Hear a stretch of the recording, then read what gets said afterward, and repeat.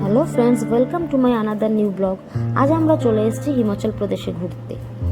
সেখানে আমরা প্রথমেই এসেছি সিমলায় এই হোটেলটির নাম হলো হোটেল পিটার পাস। এটি আগে একটি কোর্ট রুম ছিল, এখানেই নাথুরাম গডসের ফাঁসি রূপণ হয়েছিল। এখন এটা হোটেলে পরিণত হয়েছে। তোমরা দেখতেই পাচ্ছ জায়গাটি বিশাল এবং অত্যন্ত সুন্দর। হোটেলটিও কিন্তু ভীষণ সুন্দর। এখানে আমরা ওয়ান নাইট স্টে করেছিলাম। এরপর আমরা বেরিয়ে পড়লাম সিমলা ছেড়ে কিন্নর স্টেটের উদ্দেশ্যে। কিন্নর স্টেটে সারাহানপুর বলে একটি ছোট্ট গ্রামে আমরা ফর ওয়ান নাইট স্টে করেছিলাম এবং সেখান থেকে চাংলা, পরপর এইভাবে আমাদের ডেস্টিনেশনগুলো চেঞ্জ হয়ে গেছে। প্রথমে আমি তোমাদের দৃষ্টি আকর্ষণ করতে চাই এই রোডটির দিকে তাকিয়ে দেখো। মাটি থেকে প্রায় 8 to 10,000 ফিট ওপরে এইভাবে যে এত সুন্দর রাস্তা বানানো যায় এটা না দেখে বোঝা যায় না। এত প্রোটেক্টেড, চারিদিকে বর্ডার দিয়ে